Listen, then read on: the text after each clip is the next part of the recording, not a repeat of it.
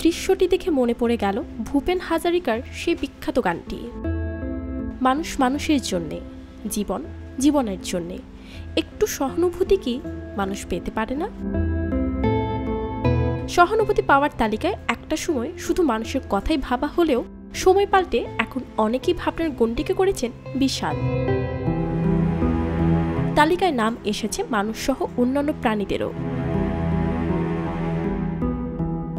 অনেকেই বলবেন এসব নিতান্তই বাড়াবাড়ি, বন্যায় মানুষেরই থাকার জায়গা নেই, সেখানে মুরগির মতো জীব নিয়ে টানা হেঁচড়া। কিন্তু সত্যিকারে মানবিক গুণাবলী সম্পন্ন যে মানুষ, তার কাছে মানুষের জীবন যেমন গুরুত্বপূর্ণ, একটা মুরগির জীবনও কম গুরুত্বপূর্ণ না।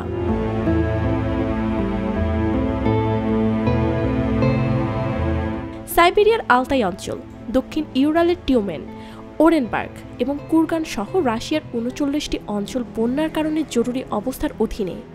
এমন অবস্থায় ministry of emergency situation of the Russian federation স্থাপন করল মানবিকতার এক অন্যরকম দৃষ্টান্ত। পুরো এলাকা প্লাবিত, কে জানে কোথাও হয়তো থাকতেও পারে জীবননাশের কোনো শক্ত উপকরণ। কিন্তু অন্যের জন্য কাঁদে যার মন, তার পক্ষে কি সম্ভব শুধু দর্শক হওয়া? না, মুরগিগুলো পানি থেকে তুলে এনে দায়িত্ব শেষ করেননি তারা, বরং পৌঁছে দিয়েছেন স্থানীয়দের কাছেও।